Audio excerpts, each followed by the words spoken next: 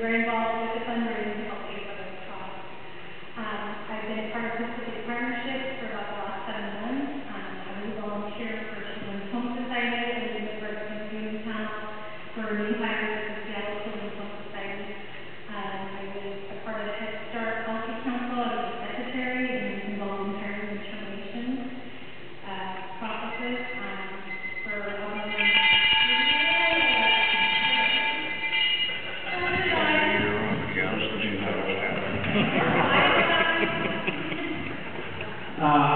I didn't really prepare a statement either. I mainly wanted to come so that you guys could get a better feel of who I am.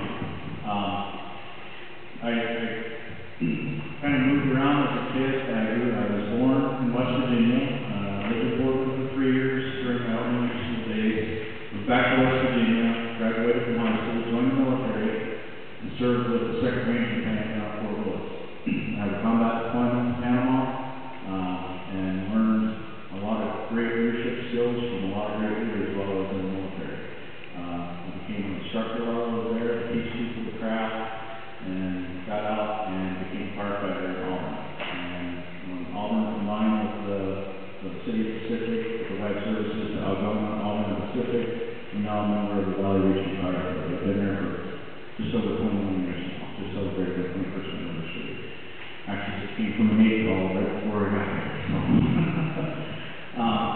But I've got a lot of leadership background. I've been successful with a lot of teams. I've gotten involved where I was appointed to be in charge of teams that were failing and was able to turn them around and make them examples for other people to look at and consider following. And I've got a lot of experience with budgets, multi-million-dollar budgets. I was in charge of our arms room in Ranger Command. I was an ammunition incident with the shooting team.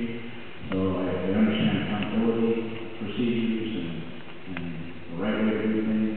I also understand there's 15 ways to skin a cat, and sometimes you just got to pick one, but hopefully you pick the one that's more efficient and effective, and I've got a lot of experience in that. I'm the type of guy that can't agree to disagree. I do have strong opinions, but I think the important thing about politics is we're here to do the right thing, and when your heart's in the right place, you elect several officials to get that message out that you want out. And if you understand where they're coming from, you elect the people that best represent you, then when they get to an area to do the right thing. Okay, we get to it. All right, now we're on to the question part of it. I'm going to have questions I've come up with also going to submit to Gene's website, and I'm going to read both of those. Just kind of, I'm just going to go one question and everybody answer it. That way it'll keep it a little bit easier so we don't get confused. And we'll go through these questions and then I guess we'll open it up for the audience afterwards. Yes, Jane? You might have people tell which position they're running for. Okay.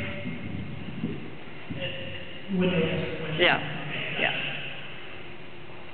All right.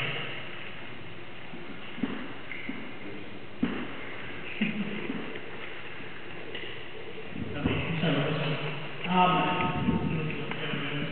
Should our local government be involved in the creation of nonprofit entities, such as IRS 501c3s, when there are already existing agencies attempting to address the same issue? Well, it's an issue that's come up to the council or the mayor recently. I have some reservations on that, whether the government should be involved in this. I know that Civic Partnership is involved recently, had some issues with the 501c3 with the data, and I think that's why the mayor is looking at trying to get the city involved in it.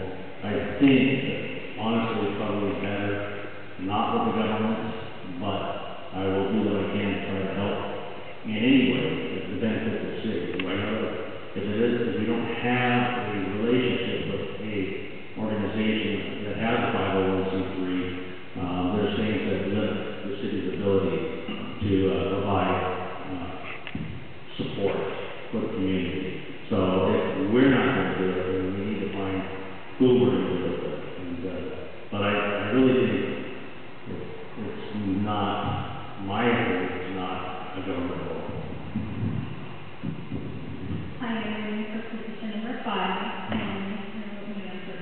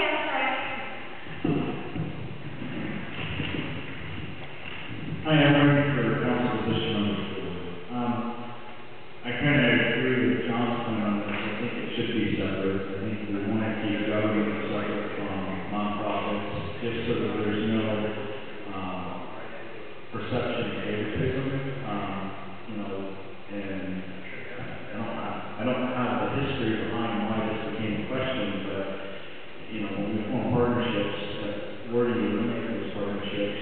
You know, does every sports team have a 501c3 come in and try to work with the city to do things because they can benefit from it? And then who do you limit that role with? And so if we're going to get involved in it, you know, we're picking and choosing which nonprofits we want to get involved with, and we should be very objective and try to help everybody. And if we have to limit, we don't want to limit on the basis of we're going to help the ones that we help create and eliminate those that didn't, especially when you're dealing with youth programs. Because, you know, obviously, youth programs are programs that we want to support as much as we can and encourage so that we keep our youth involved in things that are positive and productive that help them become productive members of society when they grow up.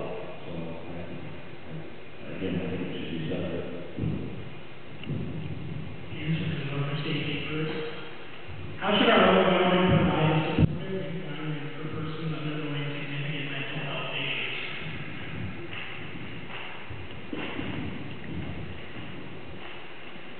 I think that our police department needs to be adequately staffed and equipped to be able to make referrals to the county agencies that help our citizens that need these types of assistance. I think that referral is the best option.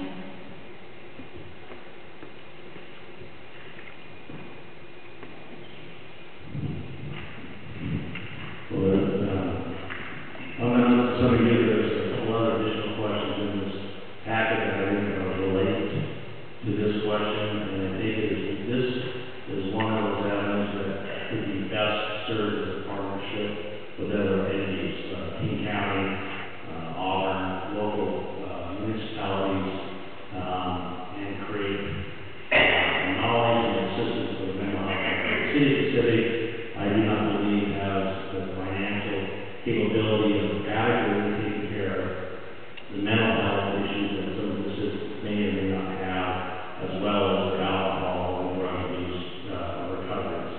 I think those three areas probably best benefited in a cooperative environment with other municipalities like King County.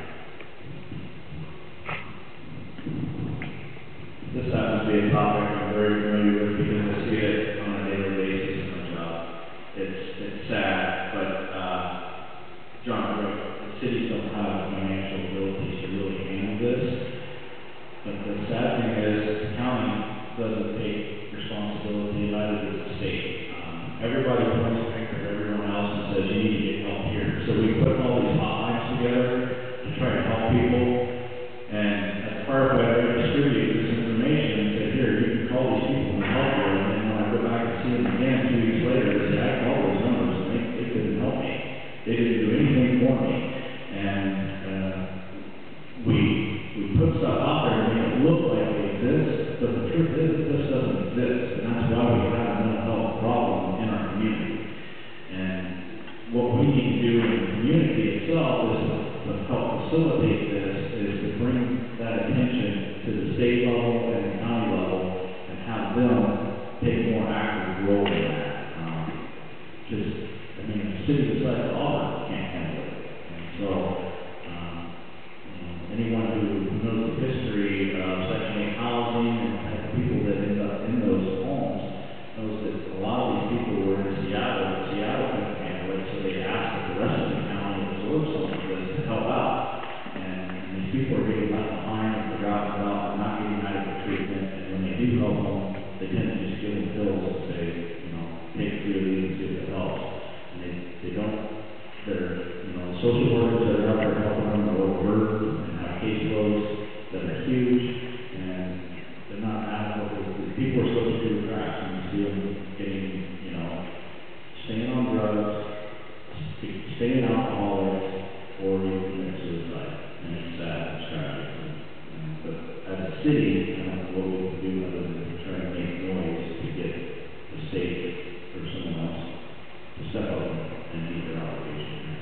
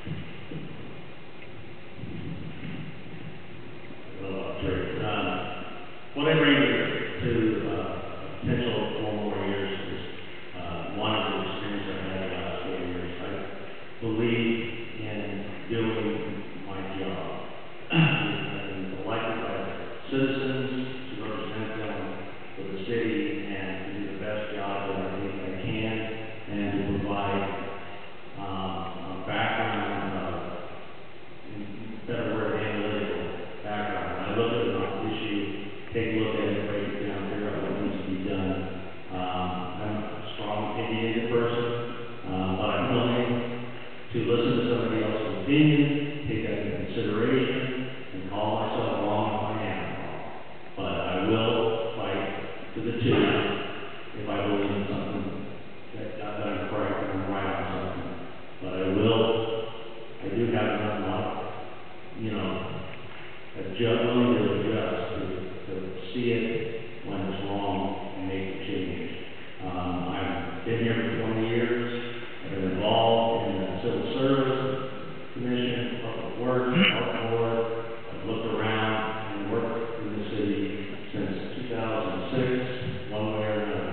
I haven't given enough of my public time to the community services, but when you work 26 out of 30 days a month, you only have so much time, and I'm still giving as what I can in the city. What else do I do? What I can bring to the council is a strong sense of communication and being able to communicate to the public. I'm an average person, and I think I represent average people. I don't have a degree, but I'm a professional. I respect my job, and I have a great attendance record. I have not missed a day of work in a year and a half, and I've been to almost every council meeting and workshop to submit to council, but in the last year and a half. And I think being able to communicate with the citizens what's going on, what's being worked on, and I think that's very important.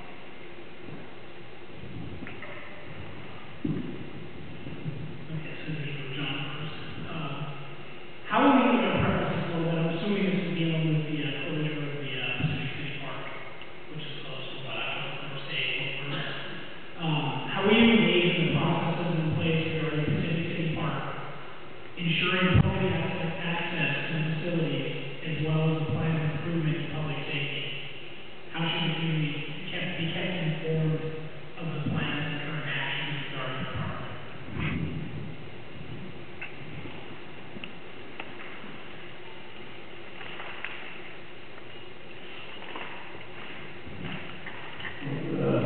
The city park is kind of a catch-22 issue. We lease it from King County, and it is a floodplain for King County, for that river. But, so we are limited in what we can and can't do. We do close it up during the winter to facilitate, what I believe is related to the flood season and everything else, as well as maintaining the parks, bathrooms, and everything in the winter. I know we talked in the past about leaving partially open one side or another during the year, that way we can close it up, but I know this year it's closed full time. That might be a question for the mayor. But as far as the park is concerned, we do, as a city, maintain it. We try to make sure the facilities are updated as far as maintaining, you know, the bathroom and it was from previous park board activities that got the ride and, you know, swing and everything else put in there. I know that we talked as council and the mayor, previous mayor brought it up that turning the facility next to us into a park, but again, that's a budgetary issue. But I don't know if I can answer the question, but kind of run out of things to say.